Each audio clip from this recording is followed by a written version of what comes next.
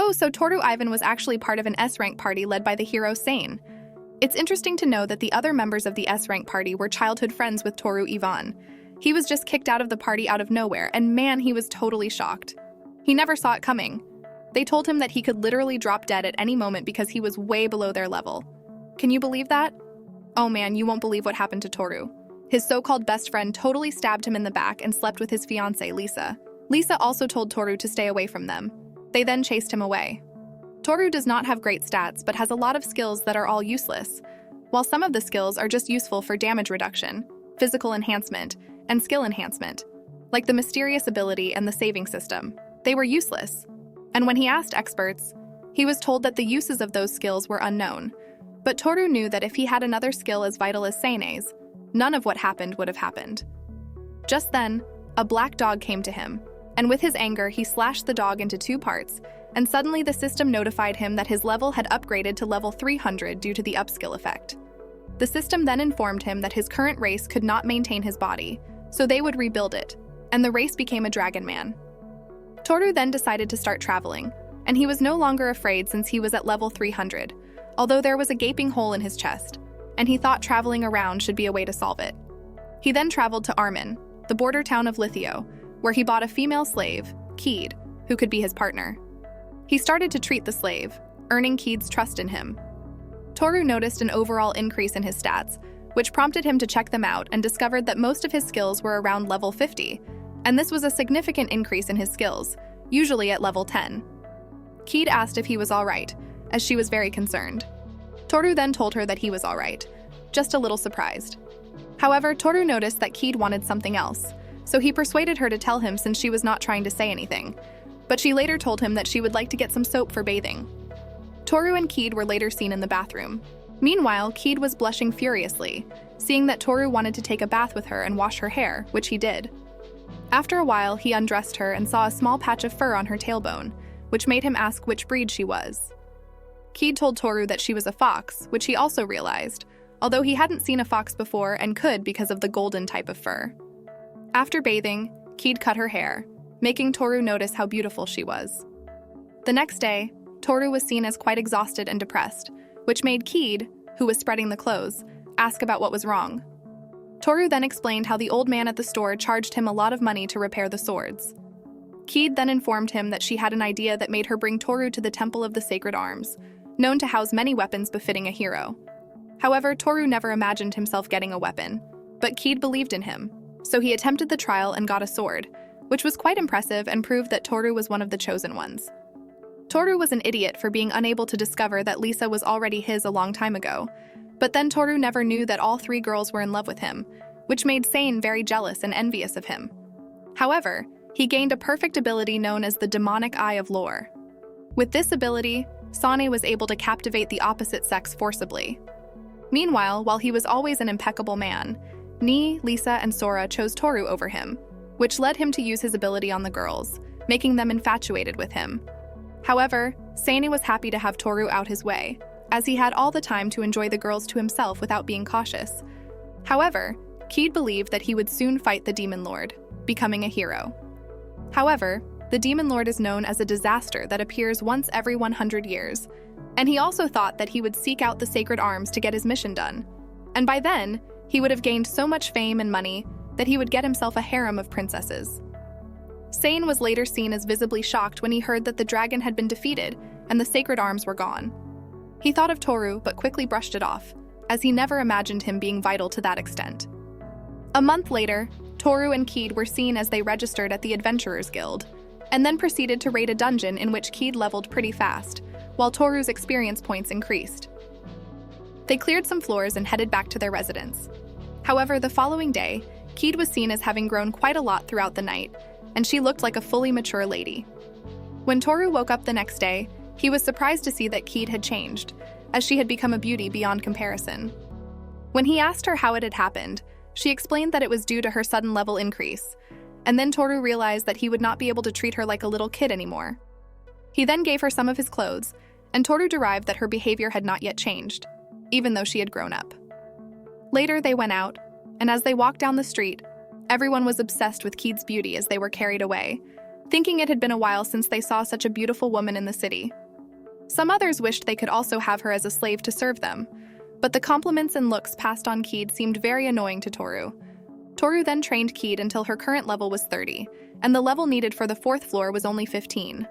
They rested for a while, and by the time they woke up, Toru asked Keed to show him her stats, from which he derived that Keed had all the skills a mage would have, and Toru concluded that Keed would be a big star. They then proceeded to the 10th floor, where they fought with the goblins and defeated them, then moved to the 20th floor and did the same, whereby Keed's level was 150. Still, all of a sudden, Orc Warrior, Cursed Skeleton, and Minotaur arrived, which scared Toru as he had never fought with them in his life, so he warned Keed to be careful with them, and later they defeated them. They proceeded to the 30th floor and won the battle. They were informed they would be rewarded for completing the first dungeon. Toru regained consciousness, and then realized that the whole dungeon disappeared after they cleared it. He then noticed a ring on his finger, which he later discovered to be the reward for clearing the dungeon. Then they left the town and headed over to the city of Anaric, where Toru told Keed that although he believed the trip would be pointless, he thought they could find something to do in the city, and this was to visit the ruins of the gods. The ruins of the gods were once an advanced civilization that flourished, which the creators called the Great Races. Although the place is destroyed and some places have disappeared, the reason for such a phenomenon is unknown. After checking around for a while, they decided to rest, to which Keed asked Toru if he had any names for their party. After a brief contemplation, he named it the Roaming Brigade. At that moment, some bandits were seen as they attacked a carriage, which Toru and Keed decided to help as they dealt with the bandits. Meanwhile, the person in the carriage came out and thanked Toru for saving her. She then introduced herself as Marienta, the daughter of Count Rhoda. Marinata then invited Toru and Keed to her residence, and Toru had no choice but to accept her hospitality. Marienta later took them on a tour around the city, during which a massive explosion occurred at the building where Keed and Marienta were. When Toru saw that a girl had fallen into the hole, he decided to search for Marienta. Still, the assassin told him that he would need a lot of people if he wanted to search for anyone. Still, Toru felt they should be able to do it with their power. When they got into the hole, the assassin explained that the place was the underground ruins, and that the city was built atop a vast archaeological site. Toru was shocked that the place was a maze. Toru decided to go and search for the monster who kidnapped Aju first. At the same time, he asked Keed to keep vigilant in the middle. Toru then asked the assassin how much more profound the place was, but she explained that she only knew of 4 levels. They then continued to find Marienta until they felt like they were closer to where she was due to her scent. They finally got to where the monsters were. The monster made them know that they never expected them to make it that far till they got to where they were. But then Toru realized they were not monsters, but demons with 2 horns sticking out of their heads. Keed and the assassin lady volunteered to fight the demons while they asked Toru to save Marienta. He then went straight to the demon leader who held Marion hostage. They then started to fight, and the demon lord called upon the flame to attack Toru. He thought Toru would not survive it, but he was shocked to see that Toru stepped into the flame without hurting him. Marienta regained consciousness and realized that Toru Abs and Keed rescued her, as stated by her maidservant. Meanwhile, Marienta was grateful as she thanked Toru for saving her and protecting other people in the city. Marion was later seen as she greeted her father, who was relieved that her daughter was alive. At the time, Keed was seen as she praised her master, Toru, for easily defeating one of the 6 generals of the Demon Lord. Marion's father thanked Keed and Toru for saving his daughter. He then asked Toru if he was going to the capital, to which he replied that he was going. Then Marion's father said he would immediately send a letter saying that Toru could stay on his tour while he did, but Toru needed clarification about what Marion's father meant. Toru then asked Marion if he could explore the underground ruins. Marion then said that if Toru wanted to explore the underground ruins, she would tag along since her maidservant, Urara, would be with her as she is quite an experienced adventurer and a former assassin. They later head over to the underground ruins together after receiving permission from the Count. Meanwhile, Toru informed everyone that he would venture into the dangerous areas while Keed and Urara focused on protecting Marion, which they agreed to. Toru defeated all the monsters and obtained an elixir and a key to some boxes. However, Marion asked Toru to teach her how to fight so she wouldn't always depend on Urara, which Toru agreed to after a lot of pleas and acceptance from Keed and Urara. At that moment, he realized that he had gained a lot of experience points and had maxed out, so there would be an increase in his level. There was a radiant light in the sky, and Toru's power appeared. Some people thought it was lightning, but it looked like imagination to them as the sky was apparent. Keed wondered what just happened, and Toru explained that his abilities had changed. So he asked if he could check his stats since it had changed. And when he checked it, it seemed he had got some more jobs that he did not understand, and every one of the jobs was very superior and high-ranking. Also, if they were to estimate Toru's first job, which was warrior, it would look like the physical enhancement, which was known as a base job. But one of the jobs looked blurry, so he could not rate it. So he wondered if the imitator was a dangerous job. Toru then warned Marion not to do anything rash, but to listen to whatever he said, and that she should be ready to withdraw as soon as he ordered her. Marion and the assassin then asked Toru if they could join his team, but Toru told them that it was unnecessary for them to join his team. While Keed thought it was Marion and the assassin lady's way of expressing their sincerity to them, Toru later agreed for Marion and the assassin lady, Irara, to be part of the Manu brigade from that day forth. They were all attacked by some demons, which scared Marion, but Toru told her to be confident as she could deal with her enemies if she followed all their moves. Later, Marion could do it as she defeated the giant monster all by herself, and she was leveled up to level 70 from level 50. They then left the place and went to a place where they saw a room full of well-equipped instruments, which they looked at. Just then, a creature that was possessed initially with great magical power to attack them appeared. Toru and Keed were surprised to see such a strange creature, but later discovered it could transport things. Keed, Marion, and Irara were all pleased to see such a cute creature, which Toru named Panda. However, Toru was later seen checking through the elixir, which is quite rare. The Count also saw it and was shocked. However, he advised Toru to apply for an auction for the elixirs to get the proper value. But then Marion's father gave Toru 500 million coins for the relics he sold. At that moment, Marion was seen as she came out of the bathroom, stark naked, chasing after Keed. Toru was shocked at her appearance. Meanwhile, Marion's father face-bombed himself as he saw his daughter, who quickly returned to the bathroom. The next day, Toru and Keed left the residence after bidding farewell to the Count and Marion, who were quite sad to see them leave. Toru had to go since he needed to attend the auction, but then he promised that he would come to see her again. At the time, Sane and the girls were seen as they got to Luminera. A vivid shock was seen on Sane's expression as he discovered that the dungeon had been cleared again, to which he was visibly angry about what had happened. Still, they headed over to the city of Einark, where he was again told that all the underground ruins were being cleared. He even tried to make Marion his wife by using the demonic eye of lore, but he could not do it as Marion was much stronger than him. Meanwhile, the Count noticed Sane's act and ousted him from his residence. However, Sane refused to believe that he was not the hero he proclaimed himself to be, so he headed to Armin to get his sacred weapon. Toru was seen as he attacked a group of monsters with his newfound beast, known as Rasuk. Toru and Keed were seen as they settled down to prepare their meal a while later. However, Keed offered to prepare the meal, which eventually turned out to be quite delicious, considering the weird appearance of the meal. At that moment, Keed was quite pleased that her master loved her cooking, prompting her to move closer to Toru, who was almost tempted to have something with her. But he immediately composed himself as he did not want to impose on her because she was his slave. However, at that moment, a group of monsters was seen as they approached where Toru and Keed.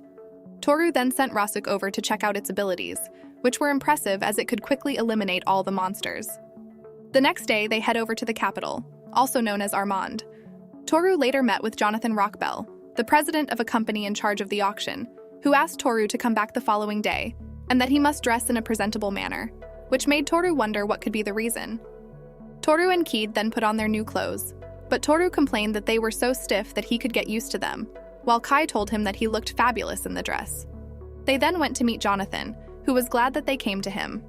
He then asked them to enter the cart so they could discuss, and when they got in, Jonathan told them not to tell anyone about the place they were going to, which made Toru ask him if the place was that bad that they did not need to tell anyone.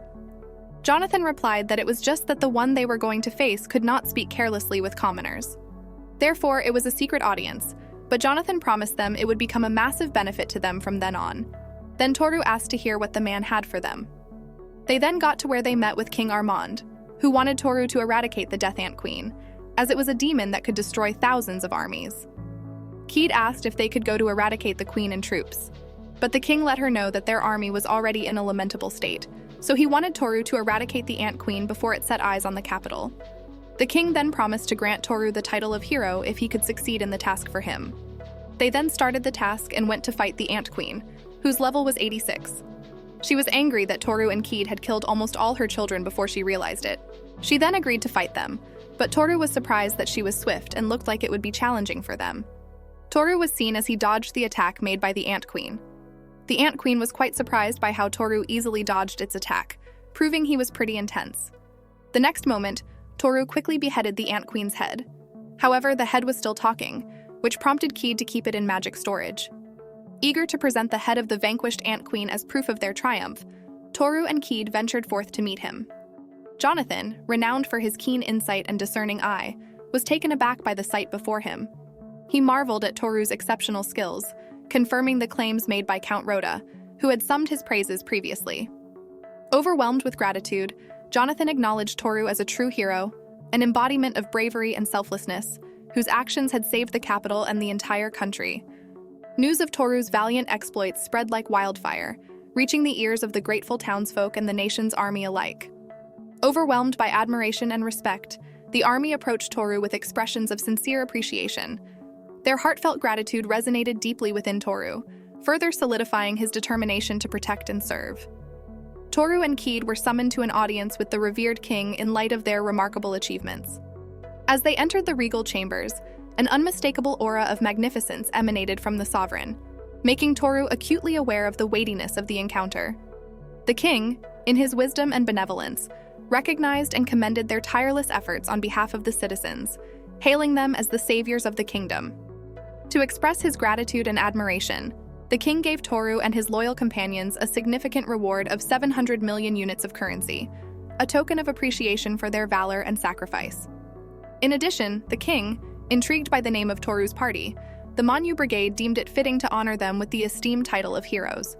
With utmost humility and a sense of duty, the king allowed Toru the freedom to renounce the title at any time, or even take on responsibility of training a successor. Although fully aware of the tremendous attention and responsibilities accompanying the hero's title, Toru accepted the king's decree wholeheartedly. He understood this newfound recognition would bring admiration, adoration, burdens, and expectations. Toru steeled himself, ready to face the challenges ahead, resolute in his dedication to safeguarding the kingdom and its people. After the audience with the king concluded, Jonathan guided Toru and Keed to a grand mansion, a resplendent sanctuary where they could find respite and solace. The mansion, graciously offered by Jonathan, served as a haven for them to recharge their spirits and revel in the tranquil surroundings. It provided a much-needed sanctuary, allowing them to regather their strength and reflect on their momentous journey thus far. During their stay in the mansion, Jonathan shared with them an intriguing development, a letter from Count Roan to the king, passionately advocating for Toru to be recognized as the true hero of the realm. This revelation perplexed Toru, his mind swirling with questions about the Count's intentions and the underlying motives behind his fervent support. However, Toru found solace in knowing that, regardless of external pressures and expectations, he had the freedom to chart his path and make decisions aligned with his principles. Curiosity piqued, Toru couldn't help but wonder about the potential constraints and obligations that came with the hero's title. Seeking answers, he turned to Jonathan, who assured him the title did not bind him in chains. Instead, it provided him with the agency to act according to his convictions, stepping forward when needed and contributing his exceptional skills to the betterment of the realm. Encouraged by Jonathan's words, Toru felt a renewed sense of purpose and determination, ready to embrace the mantle of the hero while remaining true to himself. Meanwhile, Toru and Keed later went out, and two B-rank adventurers wanted to take Keed away and attack Toru. However, Toru efficiently dealt with them. Afterward, they went for a rafting experience for fun and were very excited by the thrills they had. By the time it was getting dark, they had headed back to the mansion, while Toru informed Keed that he enjoyed every day since he met her, to which Keed replied that likewise, and that she would make dinner for him when they got back to the mansion. Sane was taken aback upon discovering the existence of a dungeon near the capital, a hazardous area that remained largely unexplored, known for its high difficulty level. Intrigued by the prospect of becoming the first person to conquer it, Sane envisioned the fame and recognition that awaited him. However, upon arriving at the dungeon with his friends, they encountered a group of adventurers who also sought to enter. Dismissing them as low-level thieves, Sane paid little attention to their presence. His astonishment grew as Sane ventured further into the dungeon, encountering an orc with a level of 52, far surpassing its expected level of 20. Despite this unforeseen challenge, Sane remained resolute in pursuing fame, relying on his secret weapon to vanquish the creatures. To his dismay, his magic failed to affect the orcs, even after expending his last bit of power.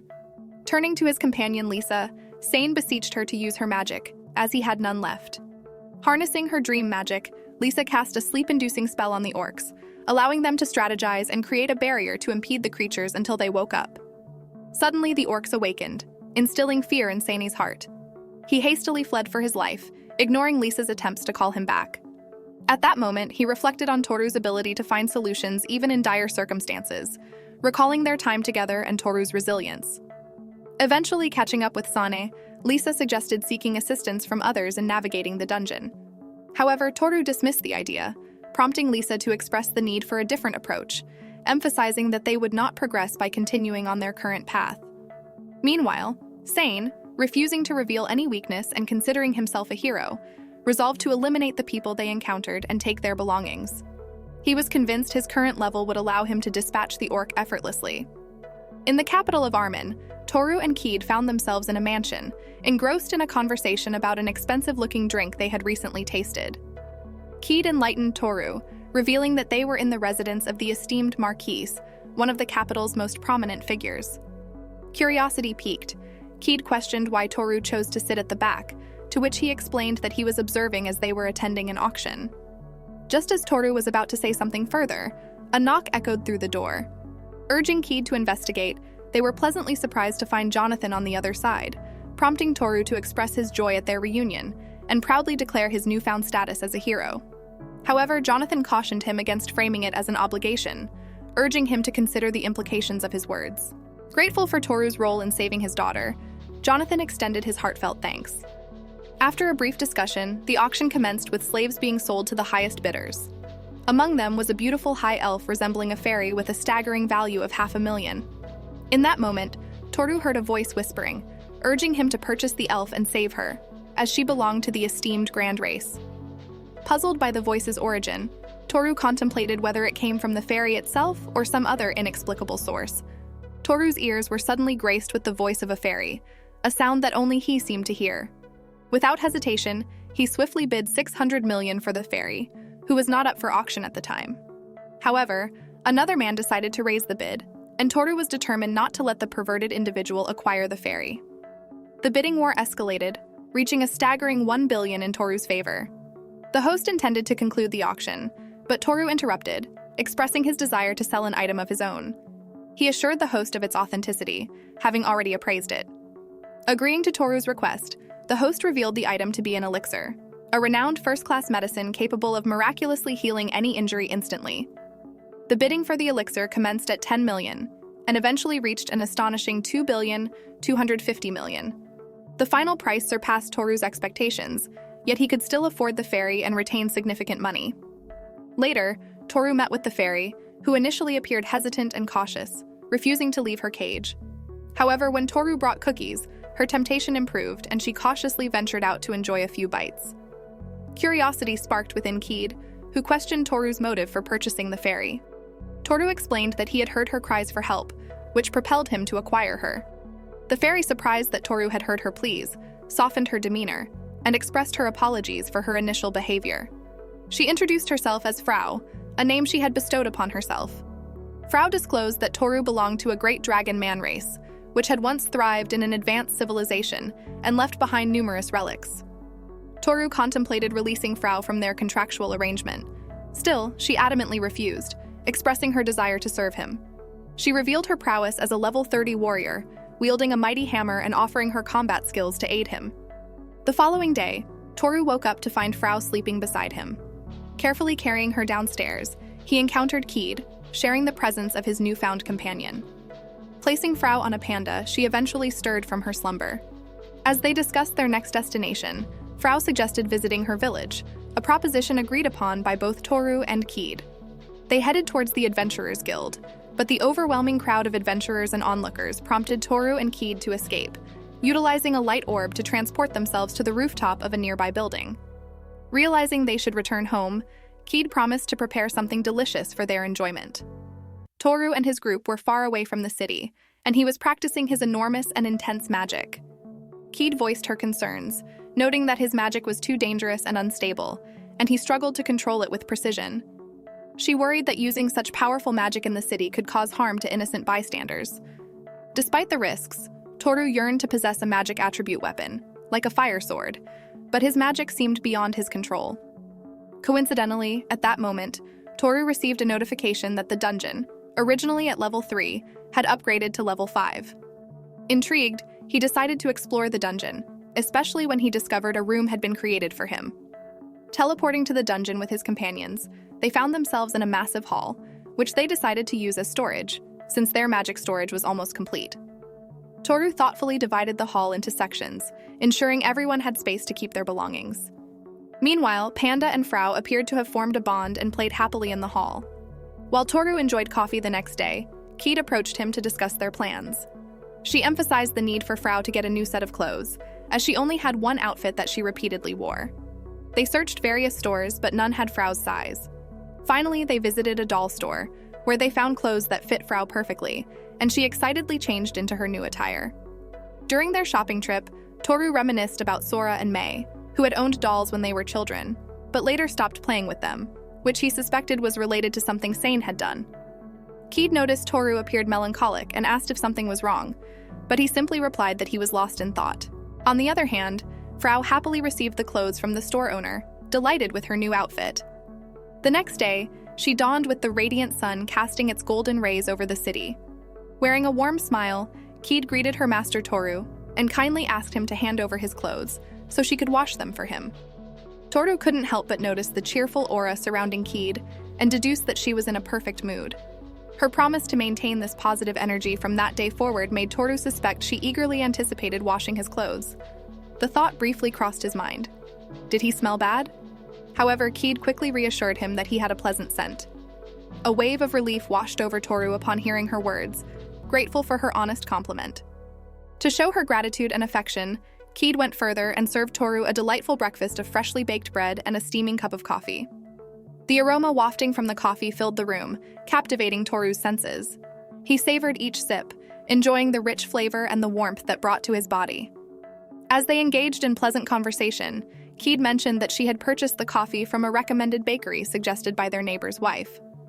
Toru expressed his appreciation for the delicious food, relishing the homely ambiance that had taken hold of their temporary residence.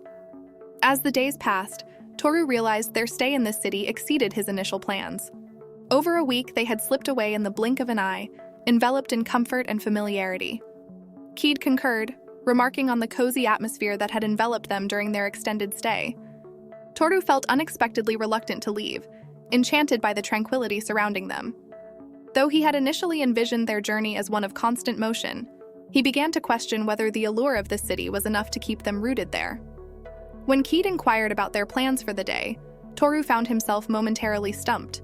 He struggled to develop a fresh idea after indulging in various activities during the past few days. Keed suggested shopping, noting that their food supplies were depleting faster than expected. Recognizing the practicality of her suggestion, Toru agreed. However, as he rose from his seat, a realization struck him like lightning. He would be responsible for washing the dishes, a task he had inadvertently avoided thus far. His thoughts were interrupted as Keed deftly slipped away, leaving him alone with his newfound duty. Toru's ears caught snippets of conversation from the neighboring table as he made his way toward the entrance.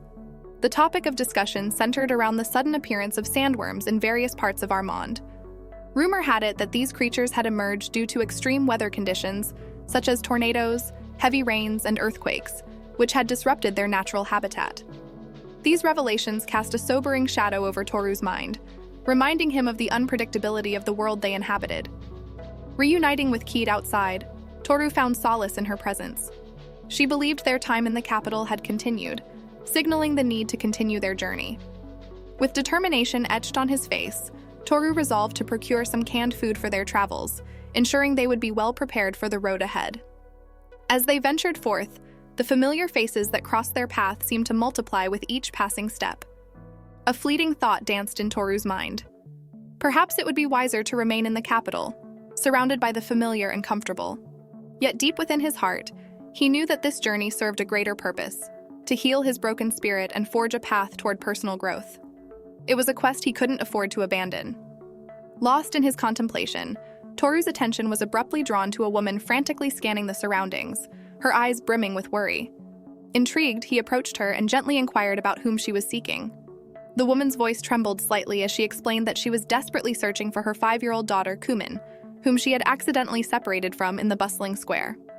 Touched by her distress, Toru and Keed pledged to help find the little girl, their empathy propelling them into action. They started looking for her. Then later, they found her, but were attacked by the sandworms he heard earlier, and Toru was able to save everyone from the sandworms without getting hurt. They then proceeded to the fairy village. Toru was observed awakening early in the morning, and Keed promptly informed him that she had just returned from town with bread for breakfast. Brimming with excitement, Frau eagerly anticipated their journey to the fairy village on the same day. However, Keed mused that ulterior motives might drive Frau's enthusiasm, as it seemed she had been searching for Toru for quite some time. Taking notice of Toru's worn-out armor, Keed emphasized the urgency of replacing it, and divulged her knowledge of where they could acquire a new set. Toru and Keed were later spotted arriving at the Sacred Weapon Temple, prompting Toru to question why they had come to such a location for armor. Keed patiently explained that the sacred weapon could transform into various forms, including armor. Nonetheless, Toru harbored doubts, believing it impossible for a person to possess 2 sacred weapons. After reaching the temple, they discovered the footprints of 4 individuals on the stairs, piquing their curiosity and leading them to investigate further. Upon opening the main entrance, they realized the sacred weapon had yet to be claimed. Meanwhile, a few days ago, in the capital city of Armin, Sane and the girls introduced themselves to the receptionist at the guild. The receptionist directed them to a notice board displaying important notifications for all adventurers. This incident indicated that Sane was not yet recognized, even though he confidently proclaimed himself a hero. Filled with anger and frustration, Sane lamented that everyone would have recognized him instantly in his hometown. During this moment, an observant adventurer approached Sane, urging him to strive for glory like the renowned Manu Brigade. Incensed by the suggestion, Sane lashed out and threw a punch at the man. Determined to obtain a sacred weapon, Sane decided to venture to its location and make an attempt. However, despite his best efforts, he failed to retrieve any weapon. The following day, Toru and Keed embarked on their exploration, ultimately securing a new armor set for Toru.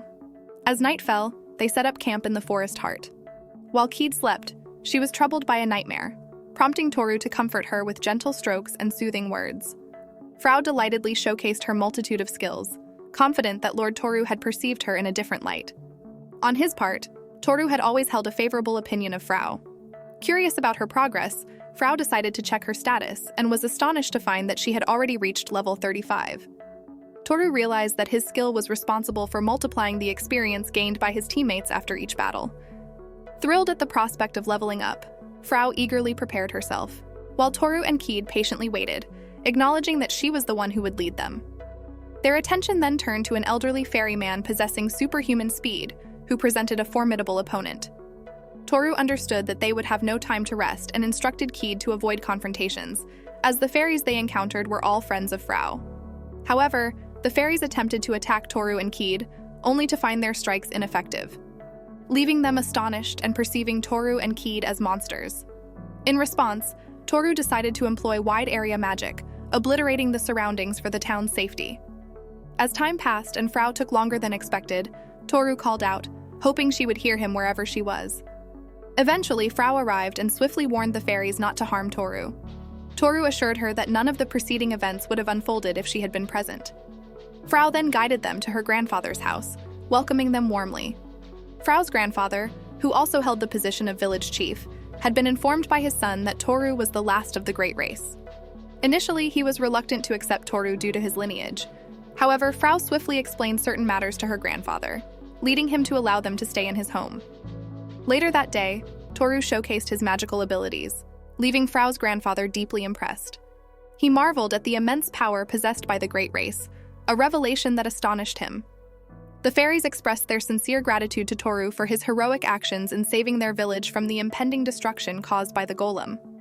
Being humble by nature, Toru downplayed his contribution and insisted that it was not a particularly challenging task. However, the fairies were insistent that without Toru's help, their village would have been reduced to ashes. To show their appreciation, the fairies organized a grand banquet in the village that night, hoping Toru would enjoy the celebration as much as they would. Toru expressed his excitement for the banquet and eagerly awaited the festivities. Frau, one of the fairies, informed Toru that she would like to introduce him to her proud family once again. Frau began with her grandfather, the esteemed chief of their village, who was known as a wise and respected leader. Her grandmother, Vanya, was thrilled to have lived long enough to witness such remarkable events, as she never imagined she would encounter the great race in her lifetime. Frau then introduced her father, Papao, and her mother, Manly. Papao acknowledged that Frau's survival and accomplishments resulted from the education and guidance they had provided her. Manly nodded in agreement, acknowledging their role in shaping Frau's character and abilities. Lastly, Frau introduced her brother, Otwood, who keenly understood his sister's growth and development. Otwood playfully remarked that Frau was no longer just a cutting board, a term used by the fairies to describe their young and inexperienced members. Instead, he acknowledged that Frau had become a significant asset to their family and the entire community. Toru observed Frau's family and remarked to Keat about their close bond, noting that they seemed to have a lively and relaxing dynamic. Keat agreed, acknowledging the warm and harmonious atmosphere that permeated their interactions. Toru believed this closeness was not just a result of their upbringing, but also something ingrained in their genes, as it appeared to come naturally to them. Meanwhile, Frau met her mother to discuss preparations for the upcoming party. Her mother seemed unaware that it was time, expressing surprise at the realization. She decided to go and talk with others in the village, likely to gather information and make necessary arrangements. After concluding her conversation with her mother, Frau returned to Toru and Keat. She informed Keat that they should go ahead and have their bath, as it might take some time for them to prepare for the party. Keat agreed and left to prepare for the bath. Curious, Toru asked Frau if they had a bath big enough for both of them to use. Frau assured him there was no need to worry, as since they had visitors from other races, they had arranged an outdoor bath. The idea of an outdoor bath intrigued Toru, and he expressed his interest in experiencing it. He suggested to Keat that they go and enjoy the bath before the party. When they got there, Toru found out lovely with its fresh fragrance, which came out from the fruit and the petals. So he began discussing within himself if he should wash his head first, and Keat called him, and he looked back. She then asked if she could help him wash his back. Toru made her understand that she did not have to do it just because she was a slave. Still, she insisted that she wanted to do it, as she would love to wash her master's back. And since he hadn't washed his body yet, when Toru saw that she still insisted, he then gave her a trial if she was okay with it. Keat then began the washing, but right inside Toru's mind, he considered the situation to be terrible because they had bathed together before. However, back then, Keat was still a child, and right at that moment, Keat had become an unrivaled beauty that had been making Toru lose his mind. Keat proceeded to the bath to the front as she was done with her master's back. At that moment, it felt like Toru's skin was struck by them. He also felt the soap rubbing against his skin and Keat's labor breathing. He then reasoned that bathing together is not a good idea. As Keat finished washing Toru's back, she couldn't help but feel a pang of concern, sensing the conflict within her master. She apologized, believing that her actions had made him uncomfortable. However, Toru, with a genuine smile, reassured her that the bath had felt wonderful. He expressed his gratitude for her assistance, assuring her that she had done nothing wrong. Toru's words instantly brought relief to Keat, dissipating her worries. She felt a surge of joy knowing that she had been able to contribute positively to her master's experience. The reassurance from Toru made her realize that her intentions had been understood, and she felt a sense of pride in having been able to assist him in a meaningful way. As if he were in heaven, Toru basked in the afterglow of the soothing bath. He luxuriated in the warm water and noticed that Keat was preparing to have her bath. Toru called out to her, concerned about her well-being, questioning whether she felt cold standing there. However, Keat replied with a smile, explaining that she had come only to wash her master's back and didn't plan to join him in the bath. Considering the bath area's spaciousness, Toru insisted that Keat join him. He wanted her to experience the same warmth and relaxation he had just enjoyed. Toru assured her that there was ample room for both of them, encouraging her to enter the bath without hesitation. Feeling touched by his kindness, Keat felt the surge of gratitude and silently expressed her appreciation for her master's considerate nature. As Keat stepped into the bath, she immediately felt the comforting warmth envelop her, bringing a profound sense of relaxation. The soothing water eased any tension lingering within her body, while the refreshing scent of the bath enhanced the overall experience. As Toru relaxed in the bath, enjoying the moment's serenity, he suddenly felt the gentle touch of a tail brushing against his arm. Momentarily surprised, he quickly realized that it belonged to Keat. Apologizing for any intrusion, Toru expressed concern about touching her without permission. However, Keat reassured him with a warm smile, assuring him that it was beautiful and that he was welcome to touch her tail as much as he liked. Toru learned that among the beastmen, the tail was a sensitive area and generally not to be touched. He felt a mix of surprise and gratitude that Keat trusted him enough to grant him access to this intimate part of her being. Curiosity sparked within him, and he gently touched her tail, noting how it appeared puffy on the outside but surprisingly thin and delicate. As his fingers explored further, he realized that the base of the tail felt thicker, providing him with an intriguing contrast of textures. Thanking Keat for allowing him this privilege, Toru expressed his enjoyment in touching her tail. He marveled at its unique qualities and the trust that she had placed in him.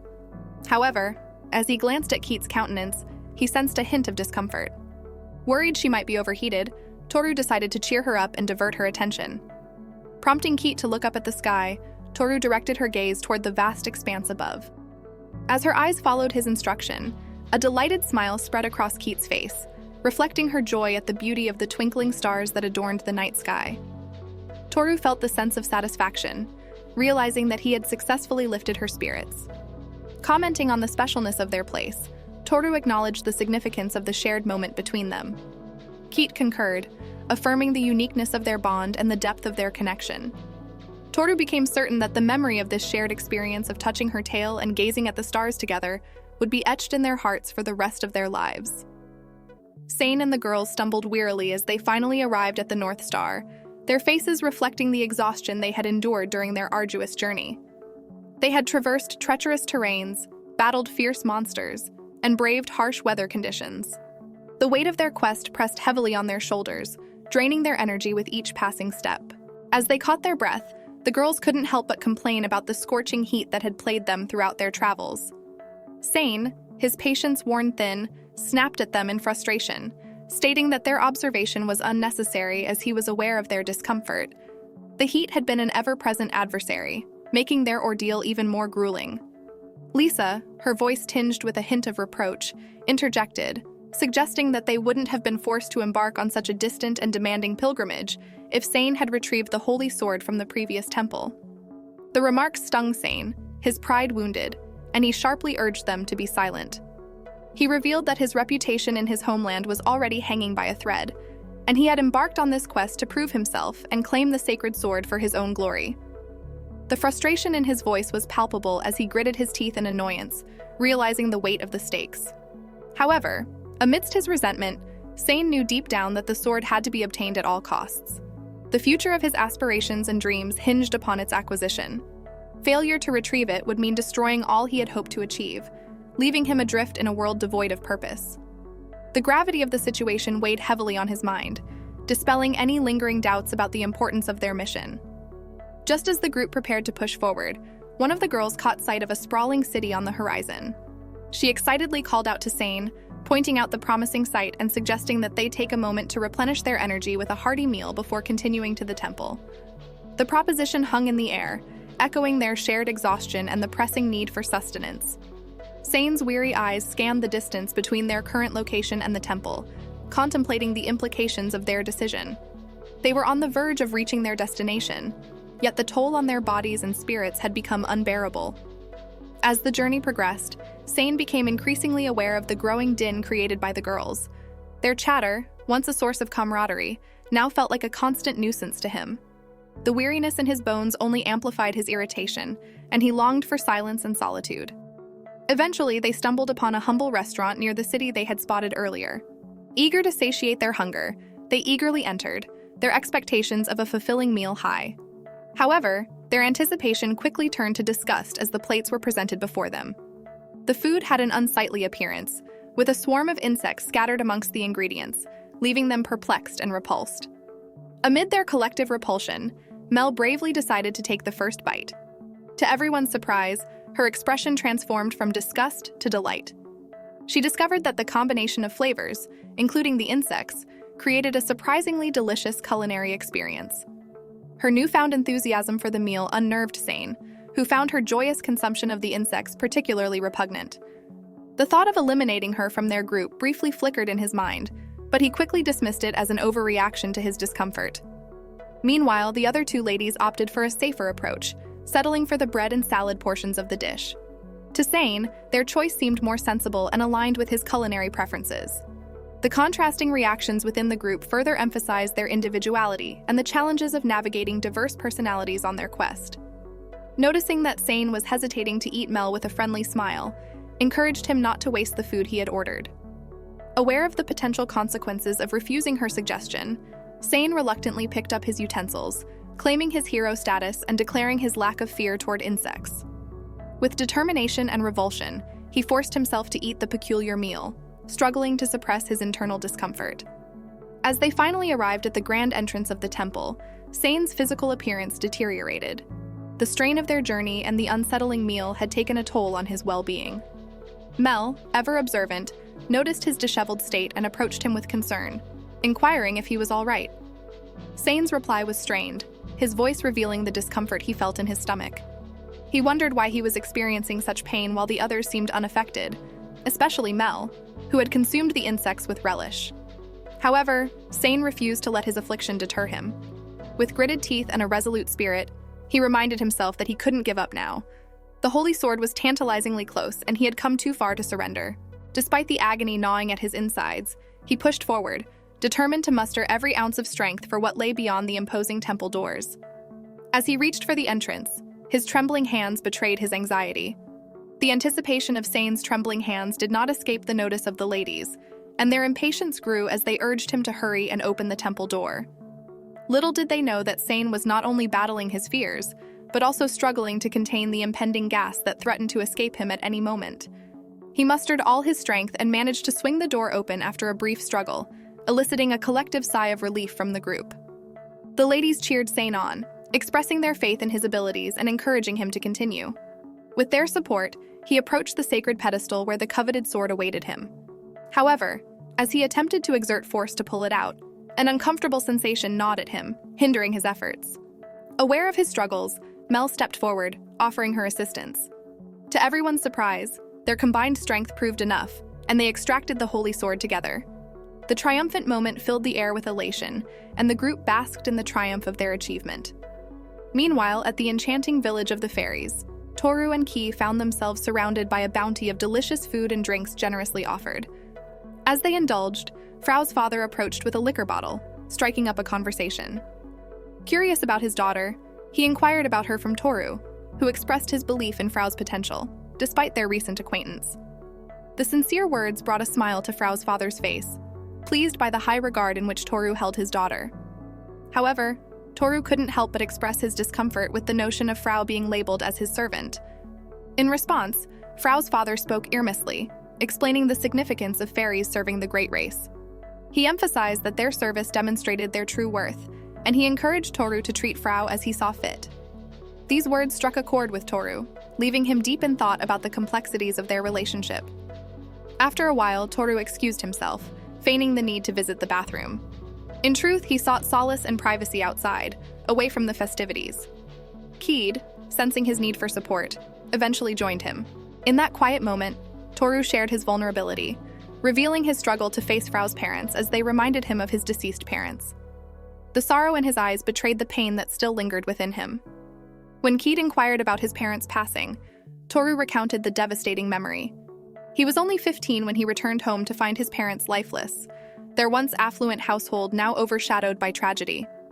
The townspeople presumed their deaths to result from a robbery gone wrong, as his family was among the wealthiest in town. Toru had never met any other relatives, and since that day, he had been living alone. Lisa had become his pillar of support, accompanying him through the darkest moments, and he yearned to be by her side. However, he felt betrayed as he witnessed her happiness with Sane believing himself inadequate.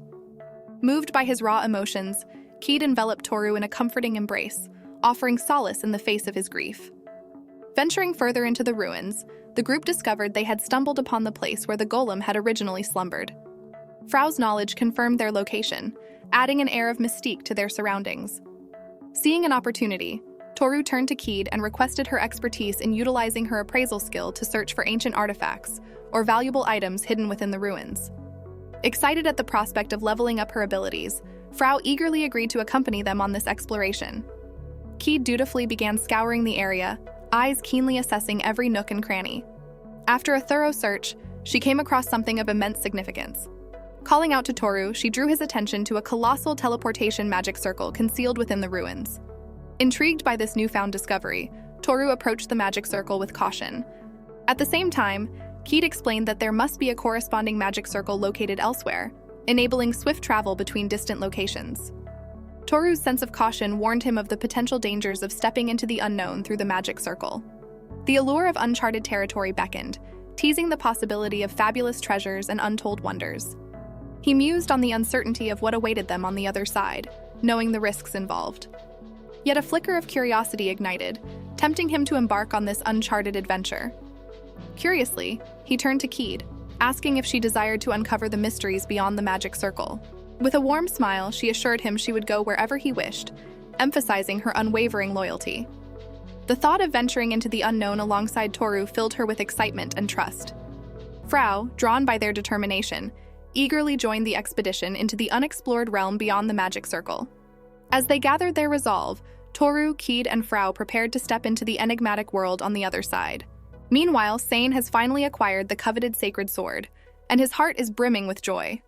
This sacred weapon he desires so much, he has been waiting for this moment for so long. And now, on his fourth attempt, he has succeeded. The excitement is palpable in the air. However, their moment of celebration is short-lived. A girl, Lisa, who is accompanying Sane, expresses her concerns about the lurking demonic creatures in the city. She questions when they will take action to rid the city of these menacing demons. Sane, seemingly unfazed, assures her that it is a simple task and urges her not to worry. But another girl in their group has a different perspective. She questions whether they are strong enough to face the demons in their current state. Maybe some additional training is needed before confronting the creatures. This suggestion doesn't sit well with the other girl, who reacts angrily, arguing that the people in the city are living in fear and need their help urgently. Sane, choosing to stay silent, observes the debate between the girls. Each of them has their own strengths and qualities. Sane recognizes the value of keeping Lisa close, especially since she has originally been Toru's companion and is obedient. However, panic begins to set in as the girls realize that the demons are already at level 40, making them formidable opponents. Sane's frustration grows and he interrupts the argument, demanding they stop. But Lisa, curious about the commotion outside, rushes to investigate. To their horror, they discover that the demons have infiltrated the city, causing chaos and taking innocent lives. Sane, filled with a mixture of fear and determination, declares that they have to fight them. Let's exterminate the demons. Sane daydreams again. This is perfect. If we save the city from the demons, our fame will spread. It's the perfect excuse to use the holy sword. Meanwhile, the demons are wreaking havoc, killing the men, assaulting the women, and stealing the city's resources. This is the demon commander, their target to kill. Sane tells Lisa that her task is simple. He wants her to cast magic left and right against the demon commander, so he will take advantage of that opportunity. But the girl says, "First, we need to evacuate the residents from here." Sane raises his tone and says, "No matter how many common people die, it doesn't matter at all. Just stick to following my orders." She is stunned. As the demons begin to gather food and riches, Lisa wastes no time. She unleashes her fire magic in various directions, creating a chaotic scene. The demon commander, unable to pinpoint the source of the spells, grows increasingly furious. Then, out of nowhere, Sane descends from above and delivers a powerful strike to the demon commander's head, demanding his surrender to avoid suffering. However, to Sane's shock, his attack seems to have no effect. Before he can react, the demon commander swiftly counters with a single devastating punch that sends Sane flying, crashing into a distant wall. Mockingly, the demon commander taunts him, "Are you the hero by any chance?" Fear grips Sane as he realizes the gravity of the situation and wonders why he doesn't have a single scratch after taking a hit from me and Lisa's magic. What level is he? Why is there a monster like this in a place like this? Just as the demon commander is about to deliver the final blow to Sane, a miraculous turn of events unfolds. A horde of adventurers, a formidable mix of both A and S-class adventurers, descends upon the scene, ready to take on the demon commander. Sane breathes a sigh of relief. The demon commander wastes no time and orders his subordinates to engage the incoming adventurers in battle. The adventurers prove their mettle and easily kill the demon subordinates. With the demon commander now vulnerable, the adventurers unleash their most potent spells and attacks, expecting to defeat him swiftly. However, to their collective astonishment, their magic and attacks seem to have no effect on the formidable foe. The demon commander retaliates with ruthless efficiency, taking down the adventurers one by one until none dare to challenge him any longer. After that, he turns back to Sane, saying, "Well, where's the hero? Oh, I've already seen you." Suddenly, he kicks Sane's face and mocks him. "Are you really a hero? What level are you?" Sane replies, "Level 63. The demon commander mocks him again. "Just 63 and you dare to challenge me? Don't mess with me." In the direst moment when the demon commander is about to deliver the final blow to Sane, a ray of hope appears. Out of nowhere, the girl comes and delivers a powerful kick to the demon commander's head. What plot armor for this self-proclaimed hero? The girls heal him while the other girl, Nay, fights the demon commander. But this stupid and ungrateful boy says, "Too late. What were you doing? Useless women who can't do anything." He yells to Nay, "Stop that guy here." Sane intends to leave Nay, but the girls say, "We need to fight too." Sane angrily replies, "I'm a hero. The importance of my life is different from others." Hearing that, the girls are stunned. When Nay is still fighting the demon commander, Sane leaves her. "Goodbye, Nay. Your appearance and body weren't bad, but I'm tired of you. Die here for me." Nay is beaten up now and wonders, "Sane, are you joking, right?" Meanwhile, the true hero, Toru, finally arrives with his loyal slaves Keed and Frau. Their arrival is met with shock and dismay as they behold the city in flames and devoid of its people. Toru's fury ignites at the sight of the destruction caused by the demons. As two of these demons approach, their sinister intentions clear. They are eager to harm humans, a beautiful beast, and a fairy, which are Toru, Keed, and Frau. However, Toru, oozing confidence, steps forward to confront them. He boldly declares that it is he who will vanquish them. Just as the demons prepare to attack, Keed intervenes with a swift and deadly strike, casting a devastating slash burst that instantly annihilates one of the demons. Meanwhile, Frau swings her mighty hammer with remarkable force, ending the second demon's existence. With the threat eliminated, they marvel at how weak these demons had been. "Now let's help those who survived. We must save the citizens." Toru, Keed, and Frau quickly split up, each determined to save as many people as possible from the chaos that has engulfed the city. As they go about their mission, a heart-wrenching scene unfolds. A demon menacingly approaches a defenseless child and mother. Just as the demon lunges forward with cruel intent, Toru appears like a guardian angel. With a swift and decisive strike, he severs the demon's head, saving the child and mother from harm. Toru then tells them to evacuate, and he continues to kill the rest of the demons. 1, 2, 3, 4, 5. Only 5 seconds, he kills all of them with ease. After that, Toru instructs them to organize the evacuation of all the civilians to ensure their safety. He sets off once again, determined to confront and eliminate any remaining demons that pose a threat. Meanwhile, on the side of the demon commander, a subordinate rushes to report a dire emergency. They convey the shocking news that their demon armies stationed on both the east and west sides of the city have been decimated by a single, unstoppable individual. The demon commander, once filled with confidence, is left in a state of disbelief. What is happening? There is an adventurer of the hero class who happened to be hiding in this city? Boom! Suddenly, Toru arrives and breaks the wall. Toru says, "Are you the demon commander?" He simply replies, "Yeah, and who are you?" Toru says, "I'm just a warrior. I love Toru because he is not self-proclaimed, he's my alpha boy." In a sudden and desperate move, the demon commander hurls Nei onto his back. However, before he can react, Toru's incredible speed kicks in, and he catches Nei in an instant like flash. The demon commander is left utterly shocked by Toru's swift and precise actions. As Toru cradles the badly injured Nei in his arms, a rush of memories floods his mind. He can't help but recall their time together in the same party. Nei had been a source of unwavering support and encouragement during Toru's weaker days. Back then, their team had already reached the impressive level of 40, while Toru had lagged behind at level 20. He said, "Should I leave the party?" Nei suddenly kicks his ass and says, "Why are you acting like this? It's not like you. Do something instead of dwelling on it. I will accompany your training. We are a team, all 5 of us together, right?" Nei also asked Toru to confess to Lisa quickly, but Toru said, "I'm afraid of being rejected." Toru was really happy to train with Nei. Back to the present, he is crying for her while the demons attack him from his back. But Toru moves quickly and kills the demons instantly. The demon commander asks him, "Are you really just a simple warrior? It looks like you've surpassed level 100. It's been a while since I've fought someone over level 100. Try to have some fun." But Toru says, "I can't let you have your fun. I'm worried about Nei. Allow me to kill you quickly." He laughs and says, "You want to kill me quickly when I'm level 150? There's a line you shouldn't cross with jokes." Toru instantly slashes one of his arms. The demon commander is furious and moves quickly to hit Toru, but Toru casts an ice trap on him. Keed and Frau come to help him after killing all the demon subordinates. Toru tells Keed to take care of healing Nei over there. Meanwhile, he will kill the demon commander. Even though his arm is gone now, he uses a unique ability and calls his demonic weapon. The weapon then struck into his arm and becomes his new arm. While transforming, Toru tries to kill him before the transformation finishes, but he quickly reacts and parries Toru's sword. He then throws Toru to the wall.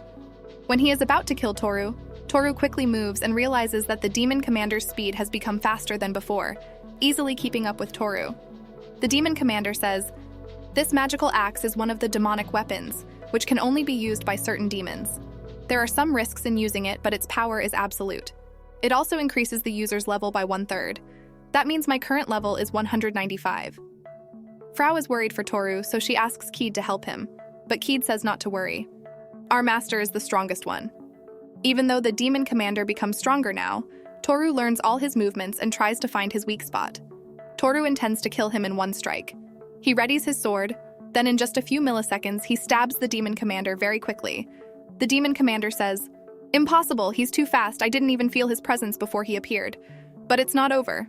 I will heal this kind of injury in no time with the power of the demonic axe." Suddenly, Toru pulls out the core of the demonic axe instantly. He is shocked and says, "I lost." So this is the reason why Toru can easily do all of that, because he has now unlocked 2 new jobs, which are Dragon Knight and Master Thief. The Dragon Knight job helps him to find the core, and the Master Thief skill helps him to easily move as close as to his enemy.